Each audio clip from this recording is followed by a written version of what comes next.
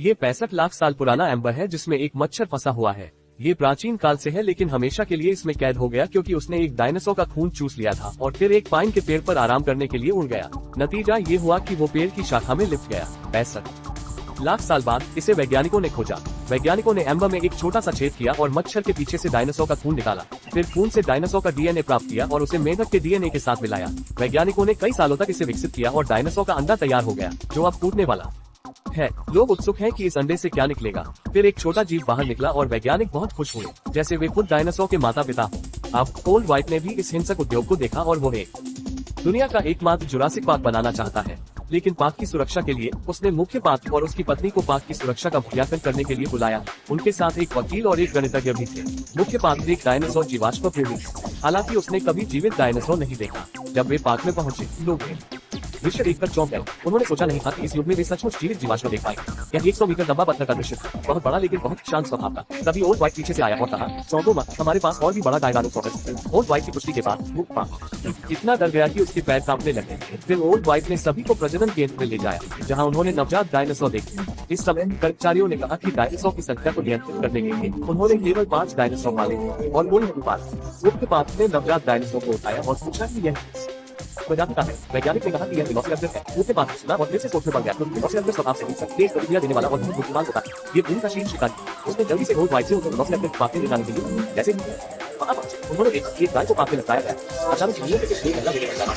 जब भी ऊपर आई तो नायलॉन की रस्सी चबाई गई और यहाँ तक कि लोहे की ट्रेन कई जगह से टूट गई। इससे वेलोसिराप्टर की ताकत का पता चलता है। प्रबंधन सबको बताया कि वेलोसिराप्टर सबको अभी कंप्यूटर पर हमला करते थे, लेकिन तब तक एक ही जगह पर हमला नहीं किया। वे शायद सबसे कमजोर विषय तलाश थे। उन्होंने औपचारिक रूप से मूल्यांकन शुरू किया, लेकिन मुख्य पार्क ने कहा कि वो अभी भी चिंतित है कि कुछ गलत हो सकता है क्योंकि मानव और डायनासोर के युग के बीच 65 लाख साल का अंतर है। इस जीव के बारे में मानव पूरी तरह से अनजान है। लेकिन ओल्ड व्हाइट सुनने को तैयार नहीं था। अगले दिन पार्क की सुरक्षा साबित करने के लिए उसने अपने 2 भतीजों को लाया। मुख्य पार्क उन्हें जुरासिक पार्क में ले गया। पहली जगह वे गए वो डबल हॉर्न डायनासोर का पार्क था। यह एक मांसाहारी पार्क है जो जगह पे था, लेकिन अजीब बात यह थी कि वे आधे दिन तक खोजते रहे और डायनासोर नहीं मिला। उनके पास कोई गिनत नहीं, इसलिए वे अगले स्थान पर गए जो टायरानोसोरस का पार्क था। लेकिन अजीब बात यह थी कि वहाँ भी डायनासोर का कोई निशान नहीं। उनके दिल में बेचैनी बढ़ने लगी। ओल्ड व्हाइट ने अपने साथियों को एक वक्त छोड़ने के लिए कहा ताकि वो चारा बच सके, लेकिन थक गई और टायरानोसोरस को नहीं बुला पाए। वे निराश होकर अगले स्थान पर गए। इस समय मुख्य पार्क अचानक कार से बाहर गया क्योंकि उसने देखा कि एक ट्रिसेराटॉप्स जमीन पर गिरा हुआ था। ये 65 मिलियन साल पहले का डायनासोर था।